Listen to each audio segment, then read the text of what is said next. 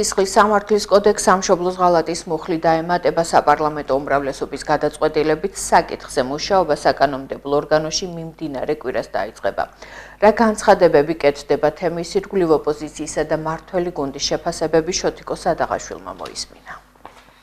ირმა სისხლის სამართლის კოდექსში ცვლილება შედის და ქართული ოცნება ამბობს, რომ მაპირებს სახელი დაარქვას იმ დანაშაულებს, რომელიც შესაბამისი სისხლის სამართლის კოდექსით გათვალისწინებული თავით, ანუ სამშობლოს ღალატით არის განსაზღვრული. საუბარია პარტიის პოლიტსაბჭოს გადაწყვეტილებაზე, რომლის მიღებაც ოპოზიციის მტკიცებით არ ლოგიკურია და დროებითი საპარლამენტო საგამოძიებო კომისიის მუშაობის დაწყებას საეჭვოდ დაემთხვა. ქართული ოცნების ოპონენტები შიდა ქართლის რეგიონში ფიქრობენ, რომ ხელისუფლება აღნიშნული მუხლით ოპოზიციის წარმომადგენლების დასჯას ნაციონალური მოძრაობით დაიწყებს. ირინა მახარაძე დარწმუნებულია, რომ მიღებული ცვლილება მათ დაშინებასა და გაჩუმებას ემსახურება.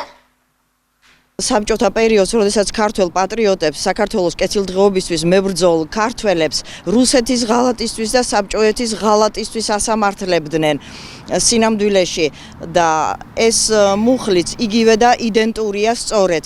დღეს რუსეთის ხელისუფლება ასამართლებს და ამ კანონს ურგებს, ამ მუხლს ურგებს ქართველ ადამიანებს საქართველოს დამოუკიდებლობისთვის და მისი კეთილდღეობისთვის მებრძოლ ადამიანებს, მაგრამ საქმე ისე წავა, რომ ამ მუხლით თვითონ გასამართლდებიან უკვე საქართველოს ღალატისთვის თავის დროზე. ამ მუხლის შემოღება და ჩამატება ემთხვევა იმ საპარლამენტო კომისიის მუშაობას, რომელიც ნაცმოძრაობის 9 წლიანი რეჟიმის შემოქმედთა გასამართლებას და მათ ციხეში გაშვებას, დღევანდელი ოპოზიციის წარმომადგენლების ციხეში გაშვებას გულისხმობს და ეს არ არის შემთხვევითი დამთხვევა.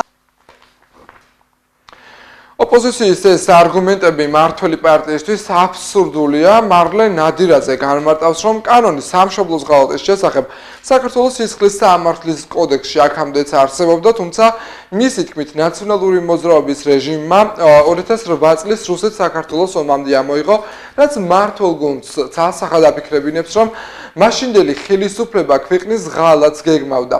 გორის მუნიციპალიტეტის საკრებულოს თავმჯდომარის მოადგილე ცალსახად ამბობს, რომ ყველა ქვეყნის მოღალატე დაირჩება და ამ კანონის შიში იმ ადამიანებს არ უნდა ჰქონდეთ, ვისაც სამშობლო უყვარს. თავმოყრალე სახელმწიფოში, თქვათ, სისხლის სამართლის კოდექსში ეს მუხლი არის და იყო ასევე ხოლმე ჩვენთანაც. იცით თქვენ, რომ 2008 წლის ომის დაწყებამდე ცოტა ხნით ადრე სააკაშვილის ხელისუფლებამ მათომღაც ეს მუხლი ამოიღო სისხლის სამართლის კოდექსიდან.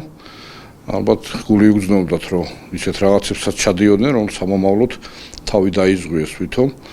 მაგრამ ამ მუხლის არსებობა აპრიორი არ ნიშნავს იმას, რომ ვიღაცებს რაღაცების უნდა ეშინოდეთ, ვისაც არაფერი არ აქვს ქვეყნისთვის დაშავებული პირიქით.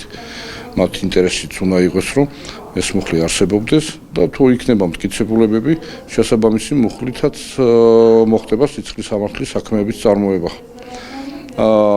მათ შორის წარსულებში ჩადენილი დანაშაულებებისთვის და უამრავი ადამიანი, ვისაც სამშობლო არ უყვარს და რაღაც ინტერესებიდან გამომდინარე, ზოგი მატერიალური ინტერესიდან, ზოგი სხვა ინტერესებიდან გამომდინარე, ისეთ უგვანო ქმედებებს ჩადის, რომელიც სახელმწიფოს ინტერესებს აზარალებს, ეს არის სამშობლოს ღალატი და რატომაც არა უნდა იყოს სამართლებრივად არ არის რამე ახალი მიუღებელი, არც საქართველოში არ არის ეს მუხლი პირველად და არც სხვა ქვეყნებში. ვინ იქნება სამშობლოს ღალატით გასამართლებულთა სიაში ჯერ უცნობია, თუმცა მმართველი გუნდის განცხადებებით თუ ვიმსჯელებთ, ეს არც თუ ისე პატარა